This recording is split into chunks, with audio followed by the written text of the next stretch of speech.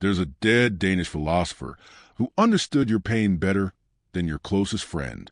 His name was Søren Kierkegaard, and what he discovered about men, women, and the devastating price of false love will shatter every comfortable lie you've been telling yourself. You know that hollow feeling when she doesn't text back? That desperate need to prove you're worthy of her attention? Kierkegaard lived it first, felt it deeper, and he left behind a warning that could save your soul if you're brave enough to hear it. Picture this. Copenhagen, 1840. A brilliant young man walks away from the woman he adores. Regina Olsen was her name. Beautiful, devoted, ready to marry him. But Kierkegaard chose something that terrifies most modern men.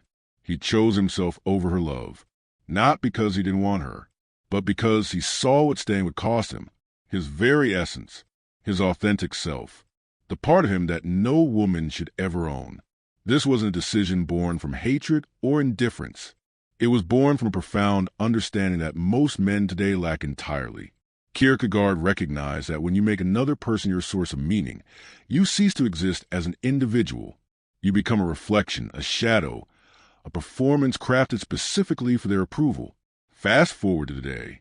You're scrolling through her photos at 2 a.m., analyzing every emoji she sends, wondering why your chest tightens when she's distant, rehearsing conversations that will never happen, crafting texts you'll delete before sending. Here's what Kierkegaard would tell you. You become an aesthetic man, living for her beauty, her validation, her fleeting attention. You've mistaken addiction for affection, need for love, performance for authenticity. And she knows it. Women can sense a man who orbits them like a dying star, desperate for warmth, forgetting how to burn on his own. The moment you need her more than she needs you, the dynamic shifts, not because she's cruel, but because nature abhors neediness in men. Even she can't respect what she can easily control. Your desperation becomes her burden, and eventually her reason to leave. Kierkegaard mapped human existence into 3 stages. Most men never escape the first. The aesthetic stage is where you live now, chasing pleasure, avoiding pain, making her your entertainment, your escape from yourself. Every swipe, every like, every hope for her response is you running from the fundamental question. Who are you when no one is watching? The ethical stage? That's where you commit, not to her, but to becoming whole, to principles that don't change with her moods, to values that exist independent of her presence. This is where you start building something that cannot be taken away by another person's departure.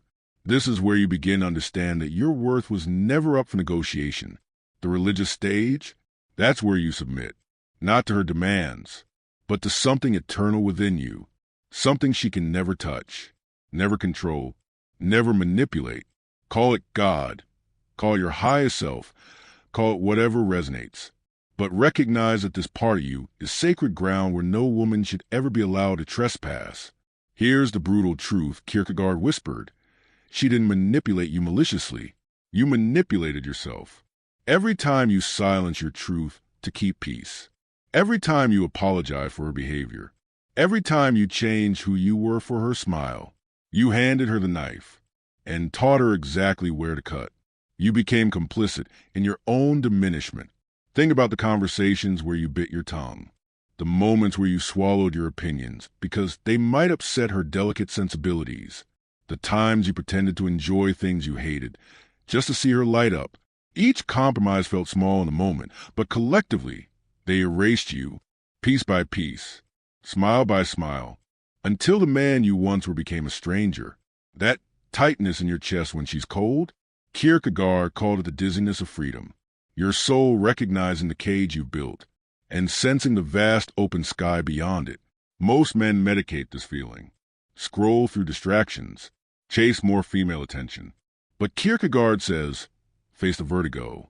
Let it spin you. That dizziness is possibility calling, the possibility of being yourself, without her permission, without her presence, without her approval. This anxiety isn't your enemy.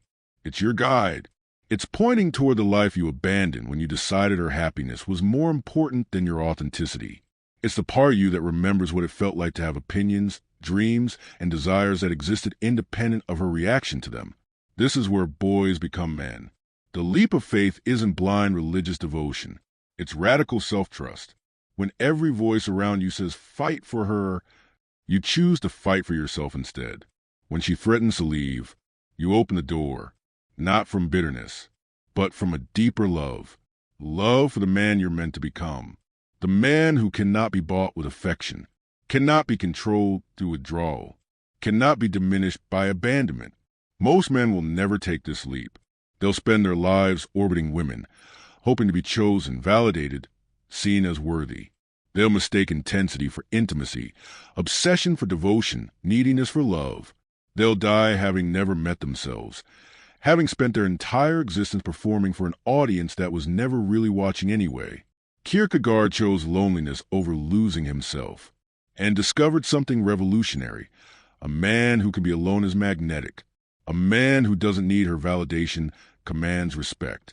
A man who walks away from manipulation becomes irresistible, not because he's playing games, but because he's finally playing for keeps, with his own soul, his own truth, his own divine unfolding. The greatest tragedy isn't her leaving. It's you disappearing while she's still there. It's becoming so focused on keeping her that you forget who you were before her. Kierkegaard saw this pattern centuries ago. Men sacrificing their essence for temporary comfort, trading their fire for her warmth, becoming shadows of themselves, then wondering why she loses interest. But there's another way, the way Kierkegaard walked, into the unknown territory of your authentic self, where you don't perform for her applause, where you don't shrink to fit her expectations, where you love from overflow, not from emptiness. This path requires courage. It demands that you face the mirror and ask, who am I when no one is watching?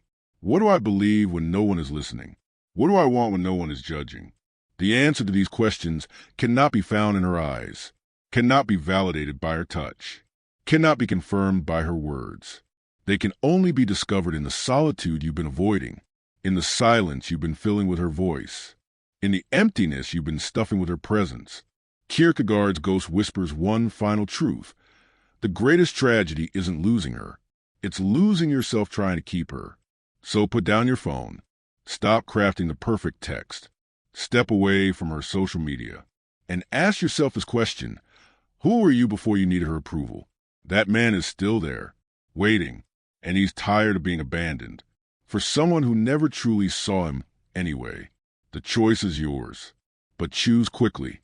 Because every day you wait is another day you remain a stranger to yourself. And Kierkegaard would tell you, that's the only relationship that truly matters. The one with the man in the mirror. The one who's been waiting patiently for you to come home. Thanks for watching. See you next time.